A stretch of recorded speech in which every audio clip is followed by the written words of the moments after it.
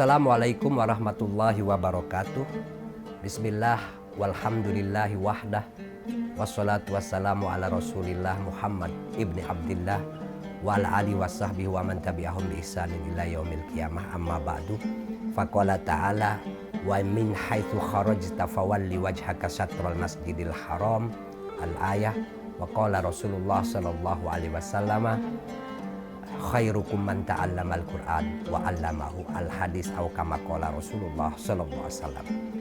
Pemirsa TVNU dimanapun Anda berada, selamat berjumpa kembali dengan saya dalam rangka pengajian rutin Al-Quran dan tafsirnya, yang pada kesempatan kali ini kita sudah sampai pada ayat ke-150 dari surah Al-Baqarah, yang kita akan membaca dua ayat, yaitu 150 dan 151.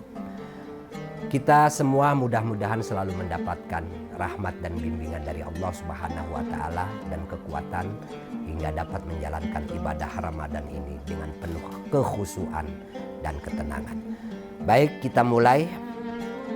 Wa min haitsu kharajta fawalli wajhaka syatral masjidil haram. Jadi ini pengulangan yang ketiga dari rentetan ayat sebelumnya, masih berbicara tentang pindah atau perintah pindah kiblat dari Baitul Maqdis ke Baitul Haram. Jadi kata Allah kepada Nabi Muhammad, dimanapun kalian keluar, engkau keluar wahai Muhammad, maka hadapkanlah wajahmu, tentu dalam sholat, ke arah Masjidil Haram sebagai kiblatnya. Nah, wahai sumakuntum fawallu wujuhakum satro. Dimanapun kalian berada ketika sholat, arahkanlah wajahmu ke Masjidil Haram sebagai kiblat umat Islam dalam melaksanakan ibadah sholat. Tujuannya li'alla yakuna linnasi alaikum hujjatun, supaya tidak ada lagi orang yang mampu membantahmu, mengejekmu karena perkara pindah kiblat ini. Karena begini, orang-orang ahli kitab ketika itu mengejek, kok Nabi Muhammad mengajak orang pindah kiblat gitu. Tadinya ke Baitul Maqdis, kemudian pindah ke Baitul Haram. Nah, ini juga di ayat sebelumnya dijelaskan perpindahan ini seolah-olah merespon rindunya Nabi Muhammad kepada kampung halamannya, yang di kampung halaman Nabi yaitu Mekah ada Ka'bah, di mana Ka'bah itu merupakan kiblatnya Nabi Ibrahim dulu. Jadi dua kelompok manusia ketika itu mengejek Nabi dengan alasan mereka yang pertama itu bahwa kiblat yang benar adalah Baitul Maqdis bagi orang ahlul kitab, terutama Yahudi. Sementara orang-orang musyrik Mekah ketika melihat Nabi pindah kiblat dari Baitul Maqdis ke Baitul Haram, mereka berkata, tuh lihat si Muhammad tuh sekarang sudah rindu sama Ka'bah kiblat kita, yaitu kiblatnya Nabi Ibrahim. Dia ntar juga sebentar lagi bukan cuma ke arah kiblat, tapi dia akan kembali menjadi pemeluk agama musyrik, orang-orang musyrik di Mekah ketika itu. Jadi ada ejekan. Nah, maka pada ayat sebelumnya itu sudah ditegaskan oleh Allah bahwa pindah kiblat dari Baitul Maqdis ke Baitul Haram itu bukan semata-mata karena kerinduanmu wahai Muhammad, tapi ini memang benar, kebenaran yang datang dari Tuhan. Wa innahu lal haqqu mir rabbik. Sungguh wahai Muhammad, ajaran pindah kiblat ini, perintah pindah kiblat ini adalah perintah dari Tuhanmu, bukan semata-mata karena kerinduanmu. Maka dengan penjelasan ini tidak ada lagi alasan bagi kedua kelompok ini untuk mengejek Nabi Muhammad SAW.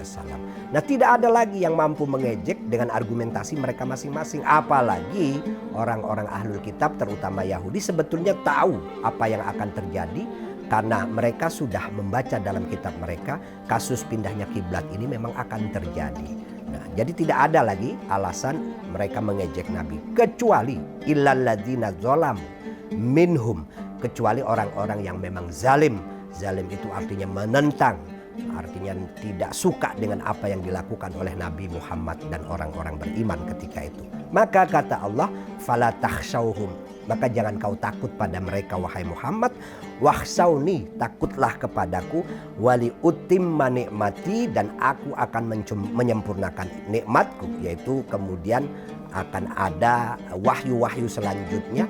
Wali utimma nikmati alaikum wala allakum tahtadun, dan agar kalian mendapatkan Jadi Allah akan menyempurnakan nikmatnya dengan wahyu dan petunjuk-petunjuk yang akan datang selanjutnya selain daripada perintah pindah arah kiblat. Jadi mereka sudah tidak bisa berargumentasi lagi. Karena awalnya memang arah kiblat itu dipindahkan seolah-olah semata-mata karena kerinduan Nabi Muhammad pada Mekah, pada kampung halaman, pada Ka'bah. Yang kita tahu Ka'bah adalah kiblat yang dibangun oleh Nabi Ibrahim. Sehingga orang-orang kafir di Mekah ketika itu, para penyembah berhala menganggap Nabi Muhammad pelan-pelan akan kembali kepada agama asalnya, yaitu menjadi musyrik gara-gara pindah kiblat itu. Padahal tidak, itu semata-mata perintah Allah, yaitu pindah kiblat dari Baitul Maqdis ke Baitul Haram. Demikian juga selanjutnya, kama arsalna fikum rasulam minkum. Sebagaimana ini nikmat Allah yang lain, kami telah mengutus seorang rasul kepada kalian, wahai kaum mukmin, yaitu orang-orang di Mekah dan Madinah ketika itu. Di antara kalian, rasul itu datang dari kalian sendiri, di antara kalian yang rasul itu yatslu alaikum ayatina, membacakan ayat-ayat kami, wa yuzakkikum, dan membersihkan kalian dari kotoran kemusyrikan, kotoran akhlak. Nabi itu kemudian mengajarkan kitab, yaitu Al-Quran, wa yu'allimukumul kitabah, mengajarkan kitab. Selain itu juga wal hikmata, yaitu sunnah yang menjelaskan dari ayat-ayat atau wahyu yang Allah turunkan kepada mereka. Wa yu'allimukum ma lam takunu ta'lamun, dan juga Rasul itu mengajarkan sesuatu yang tadinya kalian tidak mengetahui. Tentang apa?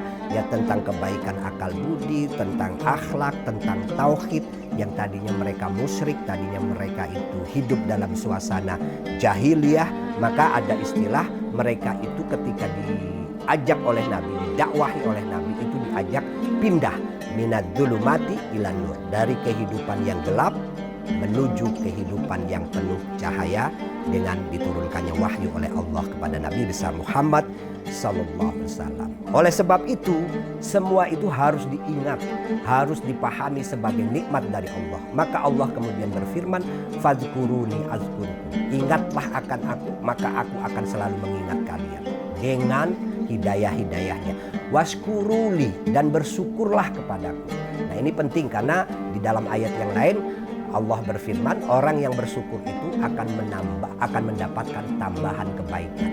Wa itta'adzana rabbukum la in syakartum la azidannakum wa la in kafartum inna adzabi lasyadid. Jadi kalau kalian bersyukur, maka kalian akan mendapatkan tambahan kebaikan, baik kebaikan dalam bentuk hidayah ataupun dalam bentuk kehidupan yang jauh lebih beradab. Waskuruli, dan bersyukurlah kepadaku, wala takfurun, dan jangan menjadi penentang. Kalian jangan menentang terhadap apa-apa yang sudah aku sampaikan, nikmat-nikmat berupa hidayah, wahyu dan lain sebagainya yang sudah aku sampaikan kepada kalian. Wabil khusus aku utus seorang rasul kepada kalian yang mengajarkan kalian ayat-ayatku, kata Allah, mengajarkan kepada kalian kitab yaitu Al-Quran dan juga sunnahnya, juga membersihkan hati kalian, membersihkan moral kalian dari hal-hal yang tercela.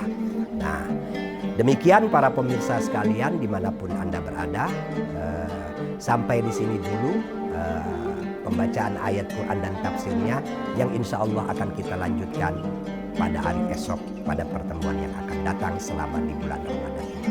Kurang lebihnya saya mohon maaf. Wallahul wafiq ila aqwamit thoriq. Wassalamualaikum warahmatullahi wabarakatuh.